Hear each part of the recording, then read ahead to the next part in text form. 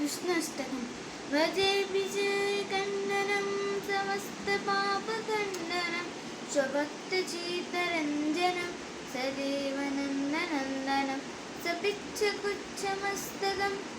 हसनादिवेणुहस्तकम् अनङ्गरङ्गसागरं नमामि कृष्णनागरं नमामि कृष्णनागरं मनोजगर्भमोचनं विशाललोललोचनं विधूतगोपशोचनं नमामि पद्मलोचनं करारविन्दधारकं स्मृतावलोकसुन्दरं महेन्द्रमानधारणं नमामि कृष्णवारणं नमामि कृष्णवारणम् अनम्बसूनकुण्डलं तुषारगण्डमण्डलं भुजङ्गनेकवल्लभं नमामि कृष्णद्रल्लभं यशोदयाशमोदयाश गोपयाश नन्दय व्रतं सखीवदायकं नमामि गोपनायकं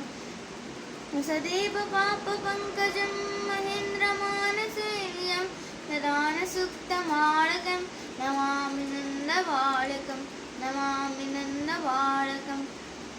समस्तदोषशोषनं समस्तलोकपोषणं समस्तलोकमानसं नमामि नन्दलालसं नमामि नन्दलालसं भवेभरावतारकं भवादिगन्धधारकं यशोमती किशोरकं नमामि चित्तचोरकं नमामि चित्तचोरकं दृगन्तकान्तभङ्गिनं सदा सदालिसङ्गिनं दिने दिने नवं नवं नमामि नन्दसम्भवं गुणाकरं सुखाकरं कृपाकरं कृपाकरं सुरतिसन्निकन्दनं नमामि गोपनन्दनं नवीनगोपनागरं नवीनकोलिलम्पटं नमामि मेघसुन्दरं तरिक्तवालसत्पटं तरिक्तवालसत्पटं समस्तगोपनन्दनं हृदं भजे कमुन्ननं नमामि कुञ्जमध्यगं प्रसन्नभानुशोभनं निकामकामदायकं दुगन्तचारुगायकम्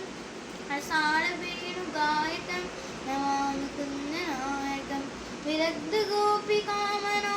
मनोज्ञतल्पसायनो नमामि कुञ्जकानने यवोरिवह्निपायनं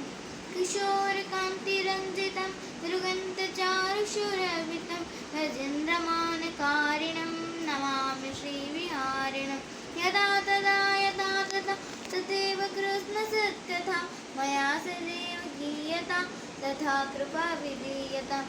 यमानि काष्ठिकायकं दपत्यदत्यपुन्नमं कविस्तनन्दनन्दनं भवे भवे सुभक्तिनमः बपरे बपरे